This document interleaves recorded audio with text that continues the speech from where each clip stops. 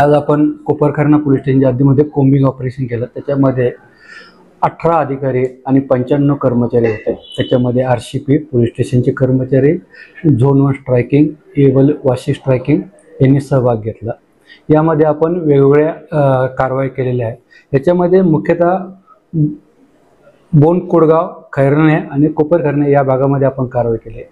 त्याच्यामध्ये मोटर वाहन कायदा, त्याच्यानंतर प्रोव्हिशन ॲक्ट, जुगार प्रतिबंध कायदा, समन्स वॉरंट तामील करणे, त्याच्यानंतर हिस्ट्री शीटर, गुंडा रजिस्टर तपासणे, चेक करणे, त्याच्या हॉटेल लॉजेस चेक करणे, फरारी आरोपी पकडणे अशी कारवाई केली आहे। यामध्ये आम्ही NDPS ॲक्ट प्रमाणे 2 कारवाई केलेली आहे। MU ॲक्ट प्रमाणे 2 ठिकाणी नाकाबंदी लावली होती। त्या ठिकाणी आम्ही 95 वाहनावर केसेस केलेले आहेत। आम्ही 38 हिस्ट्री शीटर चेक करून त्यापैकी आम्हाला 13 हिस्ट्री शीटर मिळालेले आहेत। 28 गुंडा रजिस्टर आम्ही चेक केले, त्यापैकी 7 आम्हाला मिळून आलेले आहेत।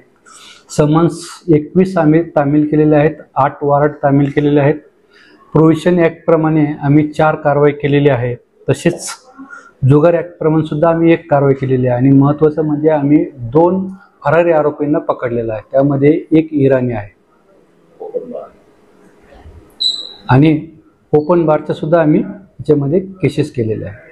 असे काही संशयित वगैरे आढळतात आसपास, तर नागरिकांना काय आवाहन? यामध्ये नागरिकांना आम्ही असंच आवाहन करू शकतो, जर आपल्याला याबद्दल काही बांगलादेशी किंवा नायजेरियन बद्दल किंवा इतर कुठल्याही बेकायदेशीर कृत्याबद्दल माहिती असेल तर आमच्याकडं तात्काळ संपर्क साधावा। आमच्याशी या ठिकाणी औदुंबर पाटील PI आहेत, त्यांनाही संपर्क साधावा। आम्ही तात्काळ त्याच्यावर कारवाई करू।